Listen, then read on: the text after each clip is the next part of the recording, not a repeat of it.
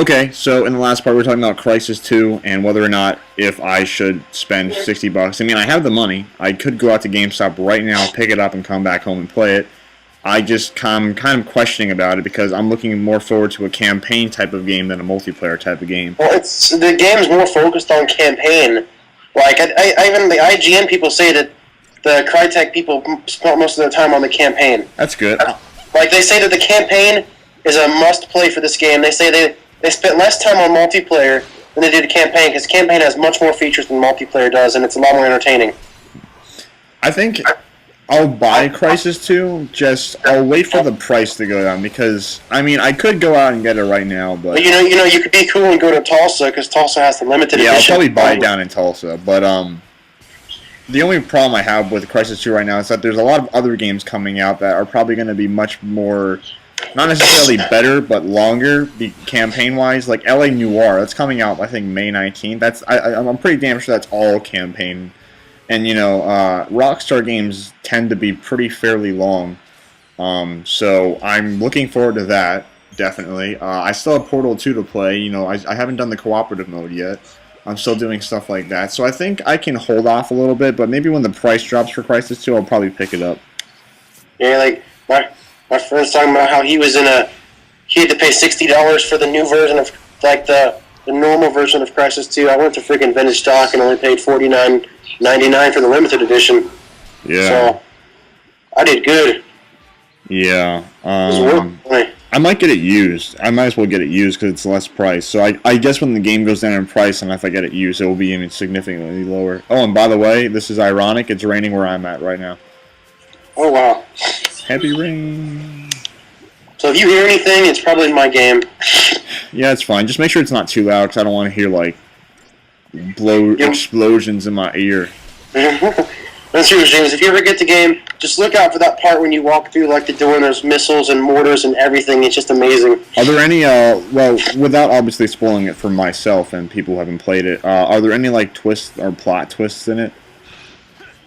There's one at the very end, yes. Okay. Can you give, like, a synopsis of Crisis 2 without giving anything away? Okay, synopsis is... Okay, basically, you're a Marine going to help somebody, your sub gets ambushed by aliens, and then you get given this suit, I'm not going to tell you what it is, and the guy who gives you the suit, like, something happens to him, and then you're running around the city trying to find this one guy, fighting aliens and other soldiers that are against you, apparently. Okay. And once you find this guy, it goes crazy. And I'm not going to tell you most things because it's a lot of spoilers after you find the guy.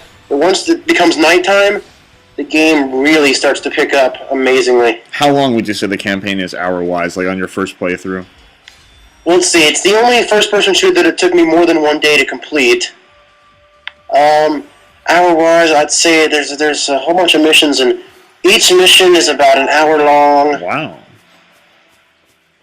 Hold on. When I get to the next checkpoint, I'll tell you how long the game is. Is it longer than Halo 2's campaign? Oh, hell yes. Okay, that's long.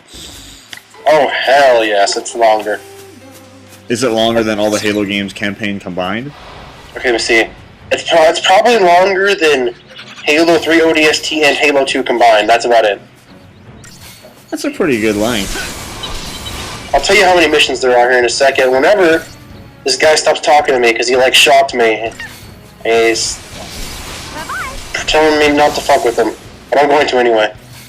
Okay. Don't kick me through the door. Crazy guy. Yeah, plus everybody knows this game is graphically amazing. I think it's the best looking game on any console. Better than FF13? Yes, James, better than FF13. Oh, that's saying a lot. It is saying a lot. You've got to see the graphics for these games. I actually have seen it. I have not played Crisis 2 personally, but I've seen it on videos. It's a lot better when you play it personally. Yeah, probably. You're fighting. I'll pick it up when the price drops. I really don't want to spend another $60 after spending $60. Plus, you got to save your money to get down here and back. Plus, there's a bunch of other games coming out that I'm actually probably a bit more interested in playing. Plus, I'm pretty sure you're going to want to buy something in the place we're going to. Yeah, probably much significantly cheaper than where I live right now. Oh, trust me, everything's cheaper here than New Jersey. Probably. I remember this part in the game. I'm about to get thrown off of a helicopter. Cutscene's coming up. And in case anyone's wondering, we're not really talking about the game that much. I don't know. I guess this set's not really interesting, and we're talking about other stuff because that's probably a bit more interesting. There's nothing really important that happens in this set. Really, there isn't.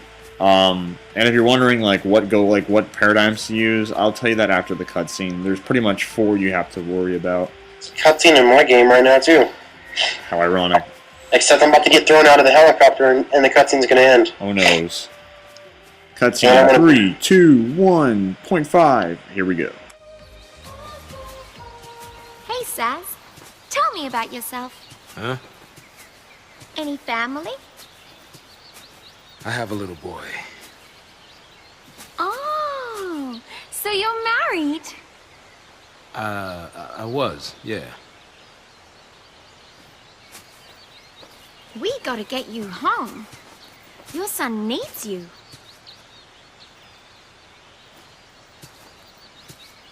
Come on, we'll make it. It's too late. Is it the lessee thing? How'd you... You might be a lessee, but you're still a daddy. You're right. So, what's his name?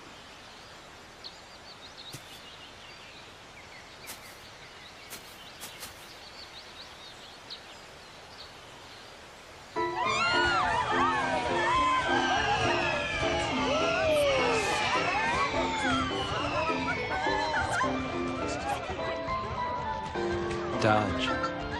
Hey, Dad. Making a wish, huh? What'd you wish for?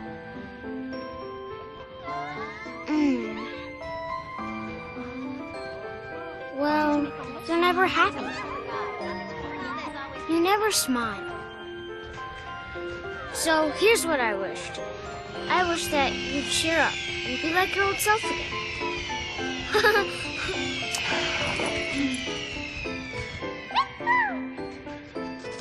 How about that? Whoa. Your wish came true.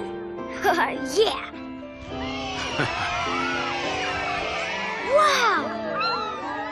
Okay, it's my turn to wish. What for, Dad? That's my little secret.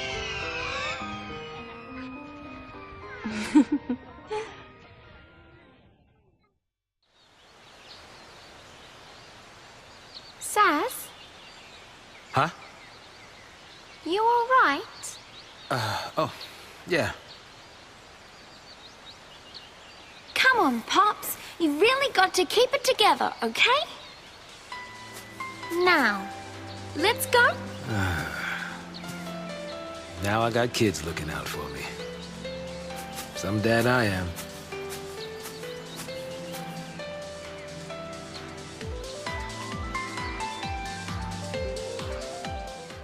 Did you get shoved out of the helicopter? Not yet. Not It's yet. spinning around though, like it's about to go Is down. that like in the beginning, middle, or end? This is still in the beginning. Huh. Oh god. Is this when you got the suit? This is after you get the suit. This is like about 3 hours into the game, Okay. I suppose. And oh god, this is one of my favorite parts.